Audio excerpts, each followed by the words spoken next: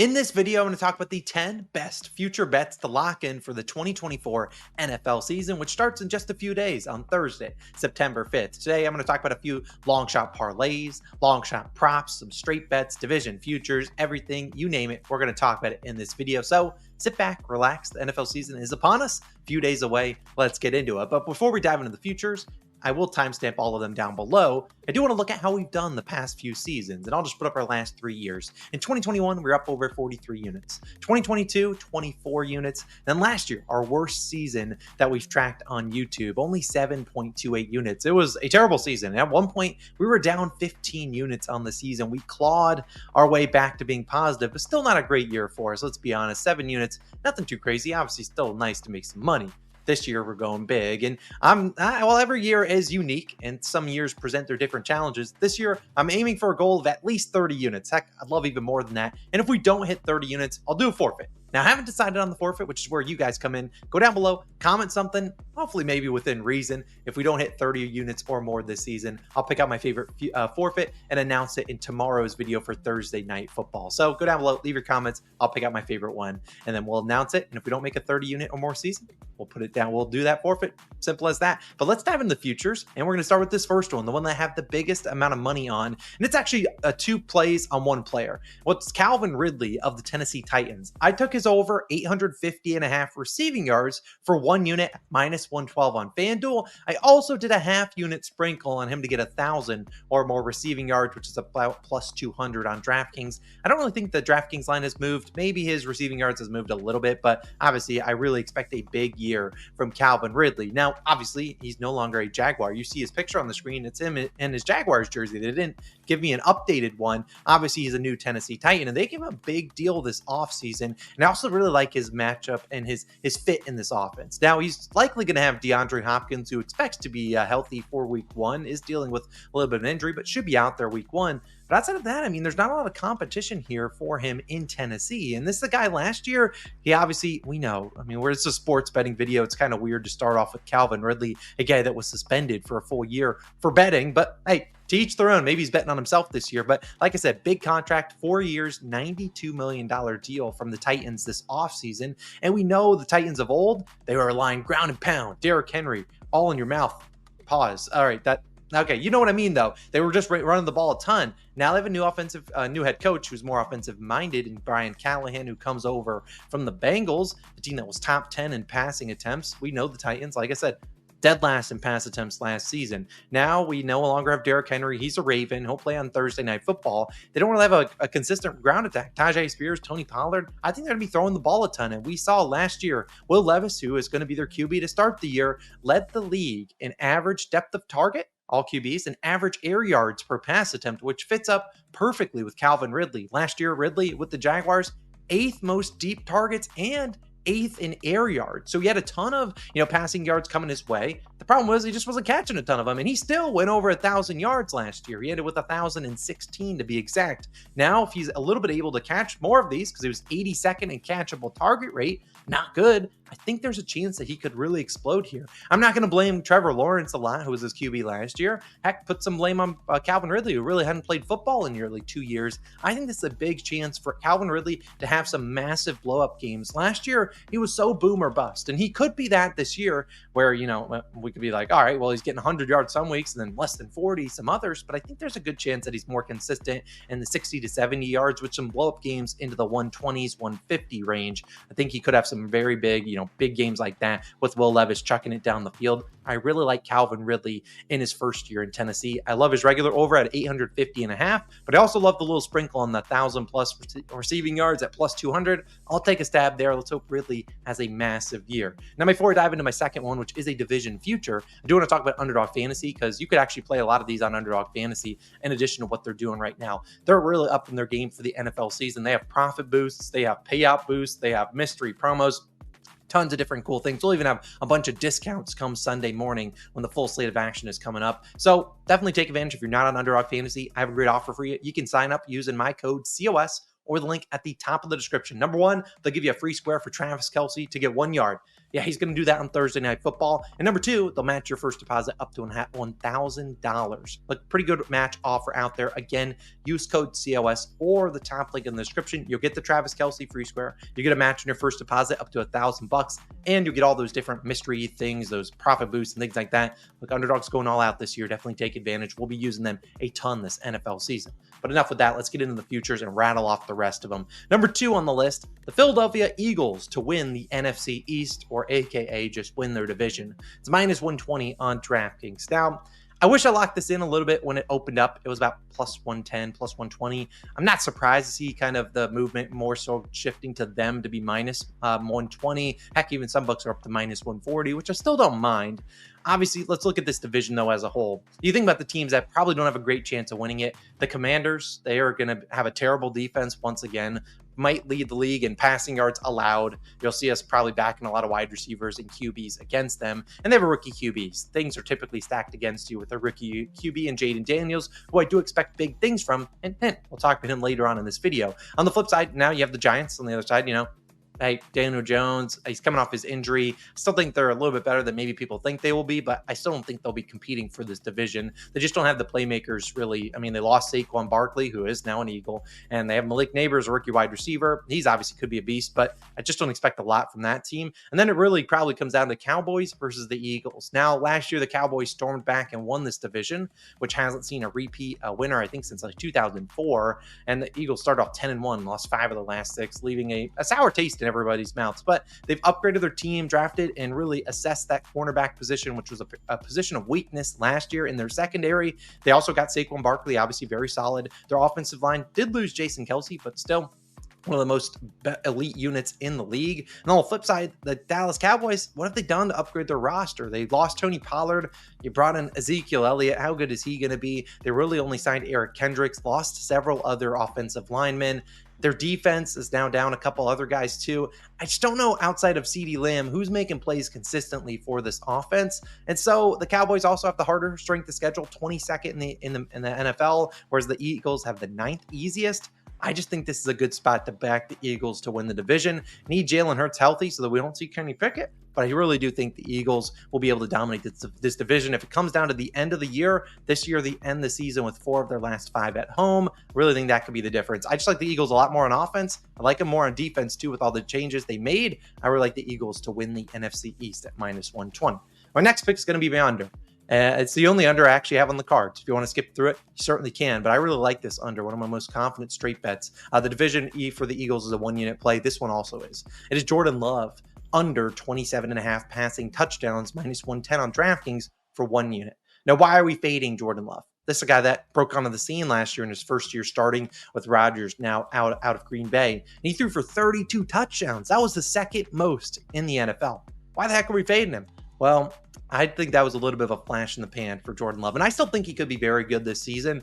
But throwing for 28 touchdowns is not an easy feat. And last year, he had a couple things going for his way. Number one, not a lot of film out on him. Kind of like CJ Stroud, there wasn't a lot of film out there on Jordan Love. It wasn't a great way to, try to game plan for him. Well, now he's played all 17 games. He didn't miss a single game either. So he didn't get injured. He survived that. And they also, if you look at the Packers, they trailed all season long. Last year, Love threw 307 passes while trailing, only 272 when they were leading or tied. So a lot of pass-happy game scripts where it was like, all right, well, we're down to the 4th. Let's keep throwing the ball. Hence why he piled up the passing yards and touchdowns. Also, they only had 10 rushing touchdowns as a team, which was right at the bottom of the league. I want to say the fewest was 7 or 8. Obviously, they went out and got Josh Jacobs. A.J. Dillon's out for the year, but Josh Jacobs was a guy that had 9 or more rushing touchdowns in 3 straight seasons prior to last year when he was a little bit injured. I just think there's plenty of different ways where either one, Josh Jacobs can pound it in the red zone and maybe finish off some drives that way. Number 2, Jordan Love sees a little regression and just isn't as efficient. Number 3, they aren't trailing in as many games. Number 4, maybe he gets injured. We're not banking on injuries, but that always is a thing. I mean, only 9 or 10 QBs played 17 games last season. look, I'm just saying there's a lot of different things that have to go right for Jordan Love to go over this number. I'll happily take the under 27.5 passing touchdowns.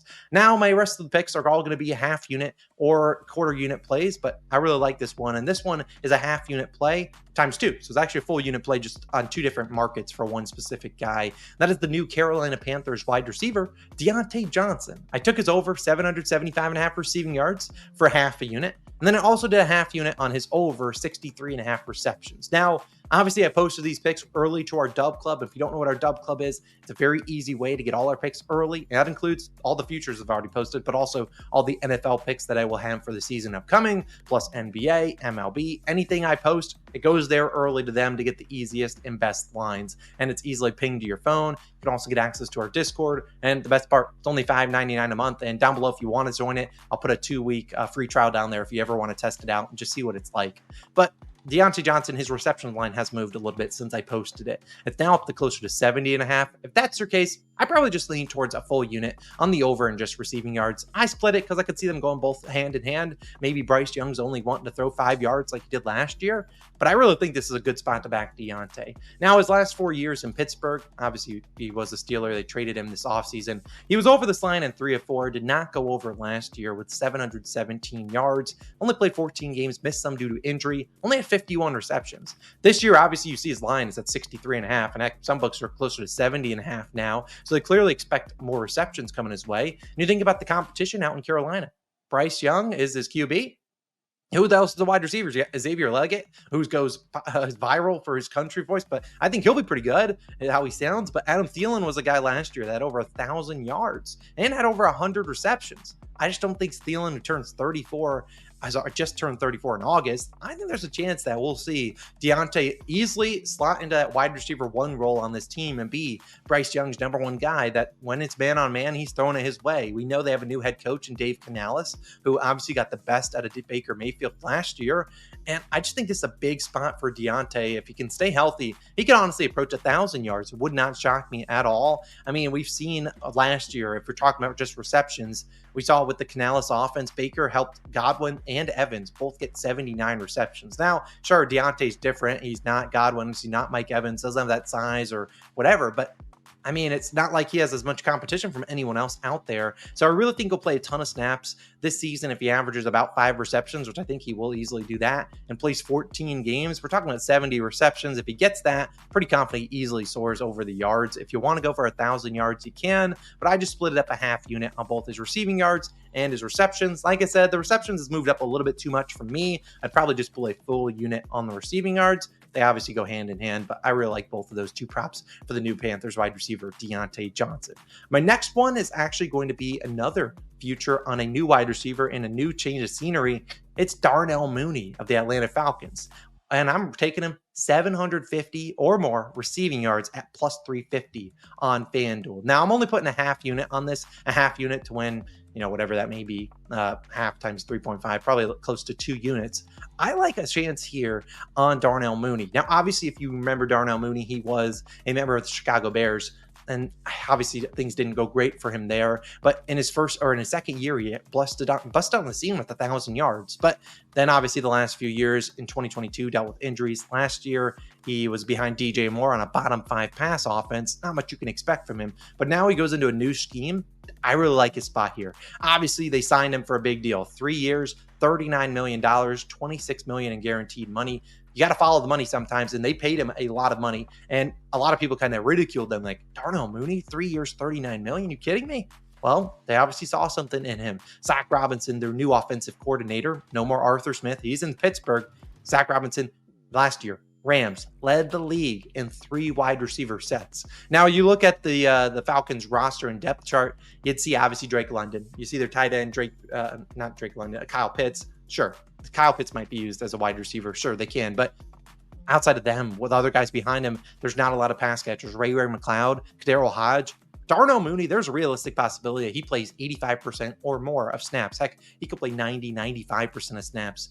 I mean, we've seen Mooney produce before. Some people want to hate on him, say he drops passes. Get Justin Fields thrown his way. Now he has Kirk Cousins, who they paid $180 million this offseason. If he somehow gets injured, Michael Penix Jr., who we really like too, behind him.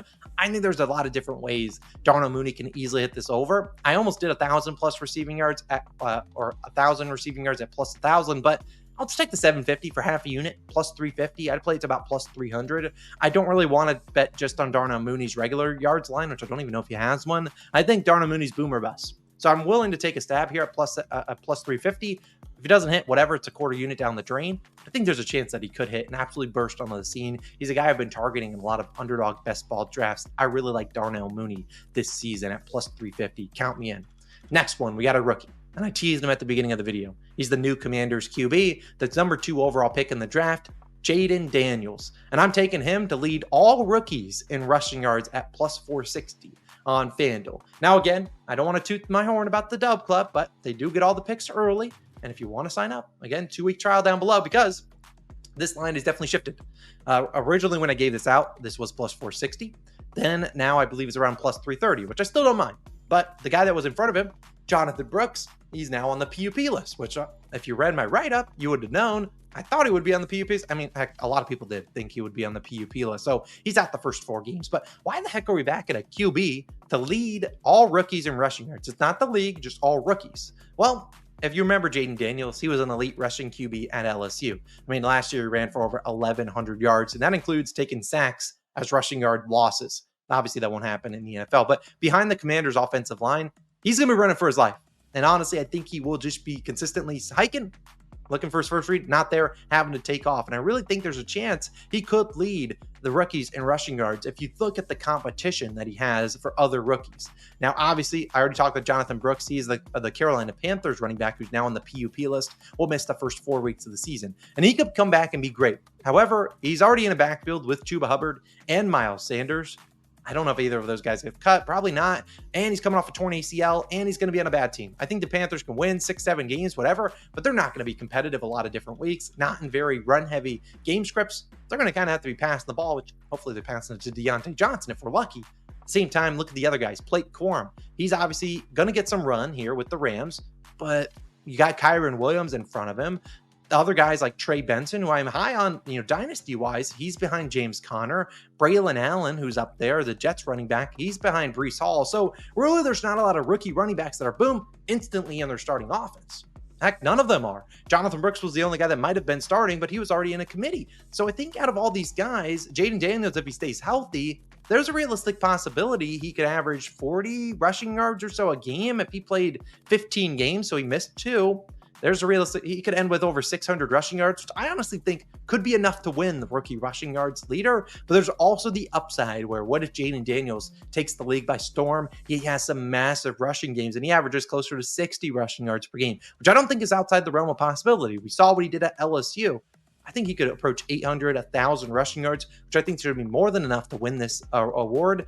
It's technically not an award, but you get what I mean. I really like this one. I'm only putting a half unit on Jayden Daniels, rookie rushing yards leader. I don't mind his regular over in rushing yards, but I'd rather play this at plus 460. If you're playing the regular one, it's like 500 yards by now.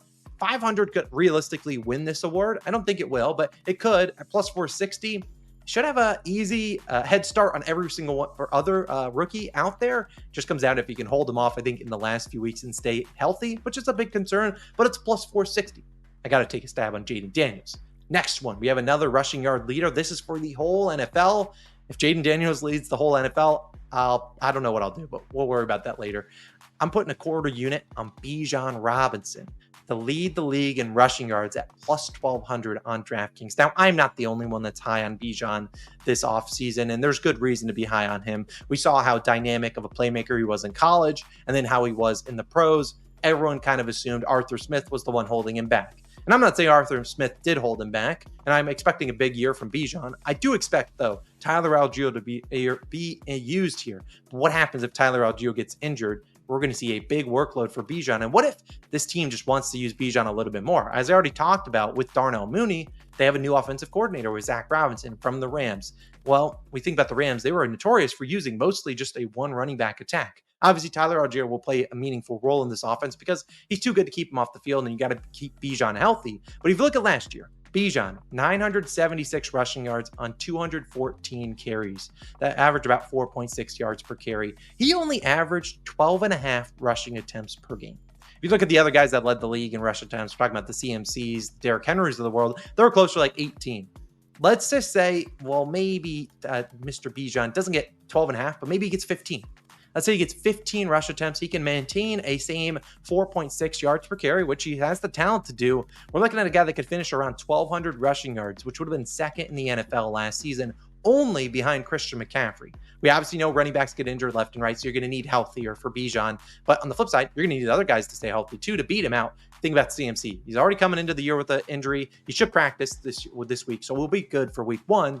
But could that injury potentially resurface? Maybe re-aggravates it. He's also coming off 2 straight 300-plus touched seasons. Could Christian McCaffrey get injured? He's obviously the guy that leads the market in terms of rushing yard leader. Could. Other guys could get injured. Or Bijan could just be an absolute stud this year, and they give him a ton of workload, and he just soars over everyone.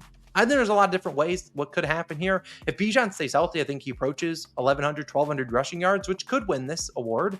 Something else happens for other guys, hey, I don't know. I think a plus 1,200, a quarter of a unit, I'll take a chance at it. I'm not saying it cashes, but hey, quarter of a unit to win 3 units, I'll take a stab at something like this. I'm a big Bijan Robinson fan. Maybe it's a little bit biased. I think he has a massive year. We're taking him to lead the league in rushing at plus 1,200 on DraftKings. I'm pretty sure the odds are still the same. So Bijan, quarter unit there. Then finally, we wrap up the video. A longer one than normal. If you have enjoyed it, do me a favor, hit that like button and subscribe. We got a lot of NFL content incoming. It's a parlay. Wrap up the video with this one. A quarter unit on this plus 4,500 parlay on FanDuel. So a quarter unit will turn into over 11 units. If this hits, I might be him. You'll see the 4 legs on the screen. I'll talk about each of them briefly. First leg is CJ Stroud for 4,500 passing yards. Now, obviously, CJ Stroud is now coming into his second year. In his rookie season, he threw for 4,100. He did miss about 2.5 games. Got injured in the first half of another game. I think that was the game against the Jets. He's coming into this year. He still has Nico Collins. He still has Tank Dell. He now has Stephon Diggs. Well, love him or hate him, he'll obviously be a threat to opposing defenses. Still some good tight ends, Dalton Schultz. And the running game, obviously, got rid of Devin Singletary, got Joe Mixon, but I'm not too high on Mixon. I still think they're going to use their weapons, and I think the Texans now playing a much harder strength of schedule, they could be trailing in more games. When they trailed last year, yeah, they didn't even bother running it. It was pass, pass, pass. I like CJ Stroud's chances to go to 4,500 pass yards. I think he gets to 4,000 easily. Comes down to how much of an electric season he has, but he has 3 elite wide receivers. I'll take a chance on him there. Next leg is Cooper Kupp, 6+ receiving touchdowns. If he even stays remotely healthy this year, this should be a free square. We've seen the last 2 years, he dealt with tons of injuries and still managed 6 and 5 receiving touchdowns. He obviously is Stafford's #1 guy. I almost took him for 8 or 10. I'll take him for 6 as a safe leg here. We just need him to stay healthy. And even if he doesn't, he's obviously the guy in the red zone. I really like Cooper Kupp to get 6 or more. The next leg is Jonathan Taylor, 12+ rushing touchdowns. Now, everyone's going to be on here talking about Anthony Richardson stealing rushing touchdowns and things like that, and that could happen. But at the same time, if I'm the Colts, I don't want to call a ton of AR, Anthony Richardson rushing plays in the red zone unless I have to. This is the guy that obviously missed almost all of last year with the shoulder injury.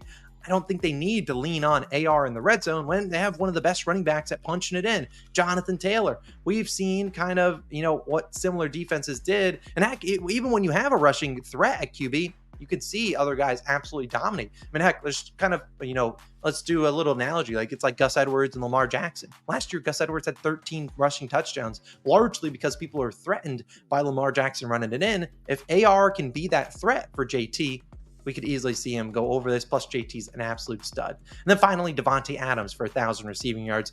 Love him or hate him, he's normally consistent. 1,000+ in 4 straight seasons. His QB situation isn't great, but Gardner Minshew is capable of getting guys to 1,000 yards. Did it last year with Michael Pittman Jr. This is a team that I don't envision to win a ton of games and probably are trailing some this season. And last year, Devontae had so many different passes that weren't even close to catchable, and he was wide open.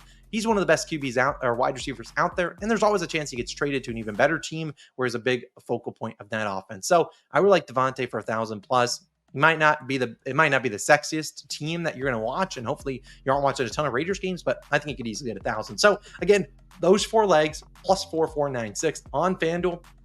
I believe you have to go to Parlay Builder. If you're like on FanDuel, you're like, oh, so I can't build it. Go to Parlay Builder on the FanDuel tab. You should be able to lock it in before games start on Thursday.